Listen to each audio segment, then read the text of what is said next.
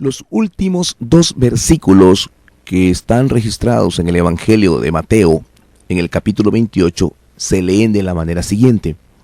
Por tanto, id y haced discípulos a todas las naciones, bautizándolos en el nombre del Padre, y del Hijo, y del Espíritu Santo, enseñándoles que guarden todas las cosas que os he mandado.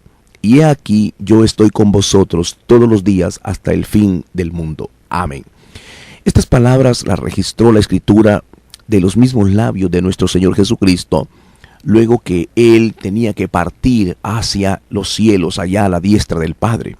Pero quiero que note, por favor, algo que le hemos llamado la Gran Comisión, pero en el versículo 20 hay algo que verdaderamente debe de hacernos reflexionar y sobre todo meditar para que nosotros caminemos directamente en sintonía con esta palabra. Dice la Escritura, enseñándoles que guarden todas las cosas que os he mandado. Y aquí yo estoy con vosotros todos los días hasta el fin del mundo. Note usted que no dice enseñándoles que guarden todas las cosas que os he prometido. El Señor no dijo que le enseñáramos al pueblo las promesas de Dios, sino las cosas que Él había mandado. Primeramente, los mandamientos de Dios es la obediencia, aquello que hace el ambiente espiritual, las condiciones propicias para experimentar las bendiciones de Dios. El camino hacia el árbol de la vida fue cerrado por causa de la desobediencia de Adán. Fue Adán aquel que desobedeció la palabra de Dios y que esa desobediencia le trajo como una consecuencia haber sido sacado del jardín. Y desde ahí en entonces, ese camino hacia la vida, ese camino hacia las bendiciones fue cerrado por causa de ese corazón desobediente. Y esa desobediencia es lo que hace que Dios precisamente cierra ese camino. Es el mismo hombre que impide que Dios pueda fluir en esas bendiciones.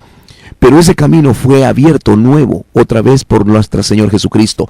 En Romanos capítulo 5 versículo 19 describe esta acción de la manera siguiente.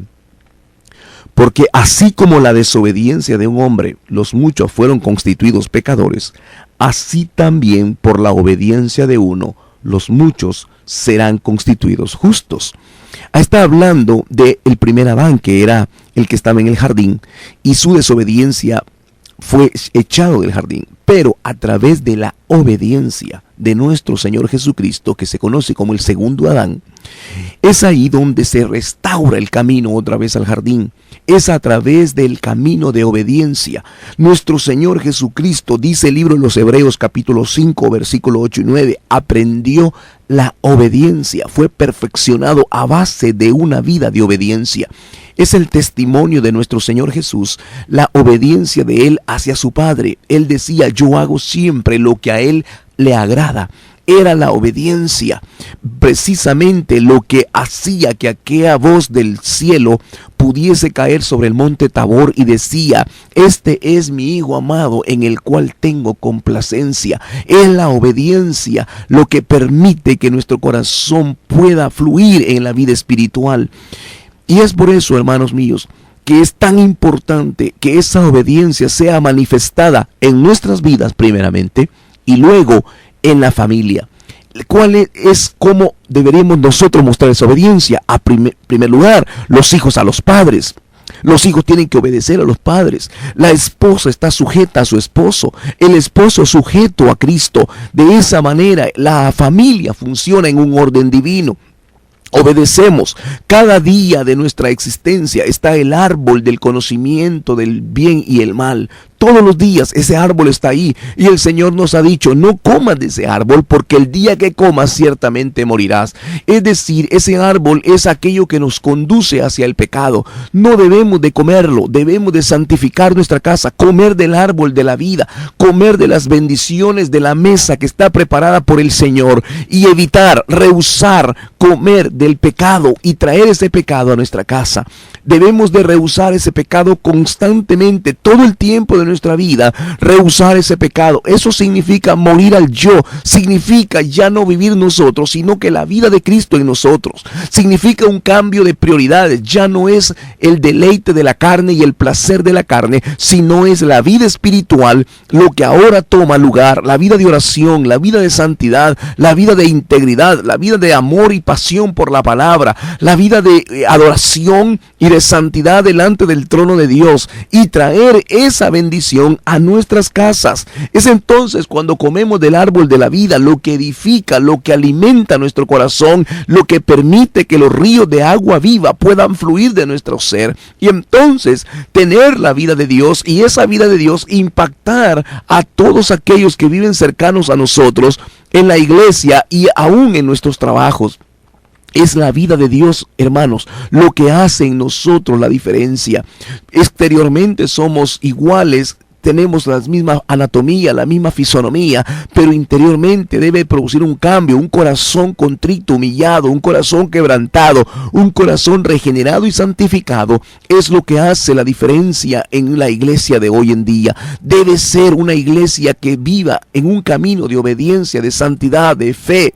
Y entonces vamos a alcanzar el avivamiento. Ese avivamiento va a ser una realidad en cada hogar, pero debe comenzar con nosotros primeramente.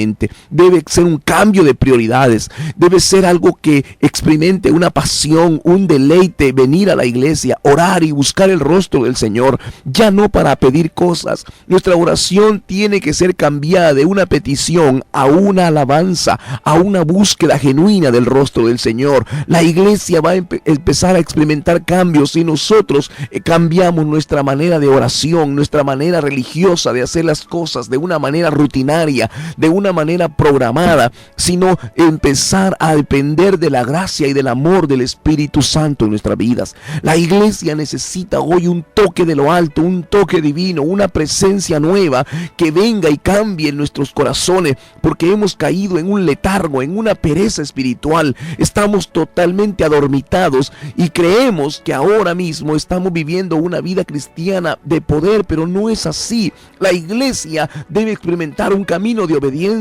Si el pastor dice es tiempo de orar, debemos de buscar del Señor. Si tenemos que santificar nuestros corazones a través del mensaje que nos predican cada domingo, debemos de asimilar esa palabra, obedecerla, no ser solamente oidores de la palabra, sino ser obedientes a la palabra, hacedores de la palabra. De eso se trata, hermanos amados. El paraíso, todo lo que es el Edén, la cruz del Calvario, el cielo mismo, el reino de Dios, todo está condicionado a una cosa que se llama la obediencia. La obediencia es totalmente indispensable en el reino de Dios. Es ahí donde hemos quizás puesto muy poco interés en las predicaciones. Debemos de predicar acerca de la obediencia. Los 10 mandamientos no son 10 sugerencias, son 10 mandamientos que Dios le dio a Moisés para el pueblo de Israel. Eran mandamientos que ellos tenían que obedecer. Allá usted ve en Deuteronomio capítulo 28, versículo del 1 al 14, las bendiciones que son consecuencia de una vida de obediencia. Debemos de volver a tomar ese púlpito y predicar acerca de obedecer a Dios. Es la condición para poder experimentar las bendiciones.